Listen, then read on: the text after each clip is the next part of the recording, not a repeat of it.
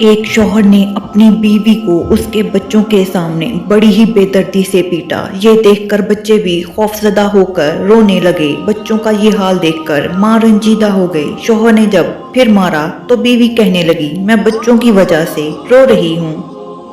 क्या तुम्हें नजर नहीं आ रहा बच्चे खौफजदा हो गए हैं? शौहर ने ये बात सुनकर हाथ रोक लिया। बीवी कहने लगी, मैं जाकर तेरी शिकायत करूंगी। शौहर बोला, तुम्हें ये किसने कहा है कि मैं तुम्हें बाहर जाने की इजाजत दूंगा? बीवी ने कहा, ये तुम्हारा ख्याल है कि दरवाजे और खिड़कियां बंद करने से तुमने मेरे सारे राब्ते खत्म कर दिए हैं। इस तरह तुम मुझे शिकायत करने से नहीं रोक सकते। शौहर इंतहाई ताज्जुब के साथ, फिर तुम कैसे शिकायत करोगी? बीवी, मैं राब्ता करके शिकायत करूंगी। शौहर कहने लगा, तुम्हारा मोबाइल भी मेरे पास रहेगा, अब जो करना है कर लो। जैसे ही बीवी हमाम की तरफ लपकी, शौहर ने समझा कि शायद ये हमाम की खिड़की से भागने की कोशिश करेगी। इसीलिए शौहर भागकर जल्दी से हमाम के बाहर खिड़की के पास गया और इंतजार करने लगा। जब शौहर ने देखा कि इसकी बीवी भागने की कोशिश नहीं कर रही तो वो वापस अंदर आ गया और हमाम के दरवाजे के सामने बीवी के निकलने का इंतजार करने लगा। जब बीवी हमाम से बाहर निकली तो चेहरा वजू के पानी से तर था और लबों पर बहुत ही प्यारी सी मुस्कुराहट सजा रखी थी। बीवी कहने लगी, मैं तेरी शिकायत सिर्फ उस खुदा से करूंगी जिसके नाम की तू कसम उठाता है। तेरी बंद खिड़कियां और दरवाजे मुझे नहीं रोक सकते। शौहर ने ये बात सुनी तो रुख बदला और कुर्सी पर बैठ गया। बीवी ने नमाज अदा की और खूब लंबा सजदा किया। शौहर बैठा ये सब देख रहा था। जब बीवी नमाज से फारिग होकर बारगाहे खुदाबंदी में अपने हाथ बुलंद करने लगी तो शौहर उसकी तरफ लपका। उसने अपनी बीवी के हाथ पकड़ लिए और कहने लगा, क्या सजदे में की गई बद्दुआएं काफी नहीं हैं? बीवी कहने लगी, तुम क्या समझते हो कि जो तुमने मेरे साथ किया है उस सब के बाद मैं इतनी जल्दी हाथ नीचे कर लूंगी? शौहर कहने लगा, बाखुदा ये सब मुझसे गुस्से में हुआ है, मैंने जानकर ये सब नहीं किया। बीवी रोते हुए कहने लगी, मैं भी तुझे बद्दुआएं नहीं दे रही थी बल्कि शैतान को दे रही थी जिसने तुझे गुस्से पर उकसाया है। मैं इतनी अहमक नहीं हूँ कि अपने शौहर और शरीके हाथ के लिए बद्दुआ करूंगी।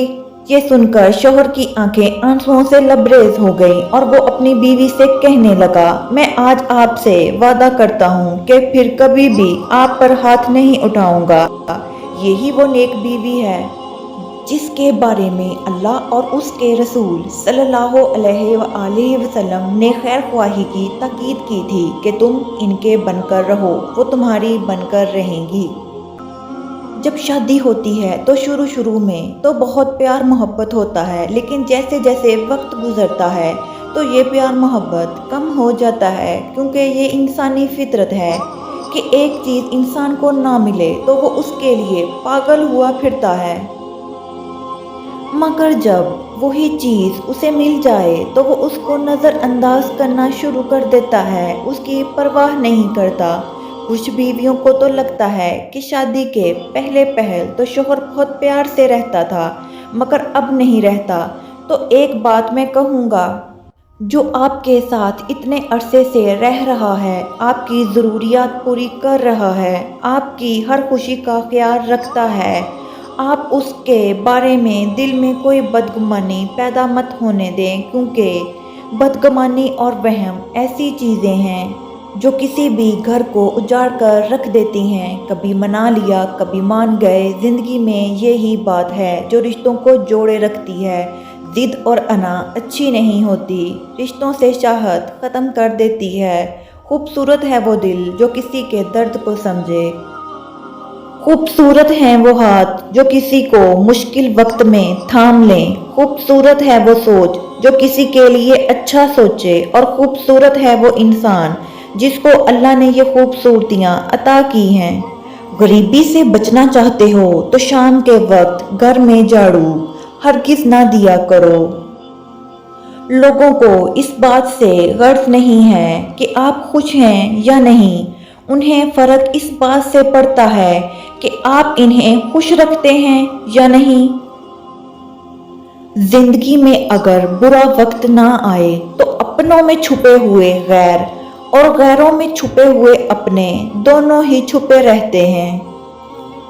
सबसे अच्छा नावल, सबसे अच्छी पिक्चर इंसान की अपनी जिंदगी है।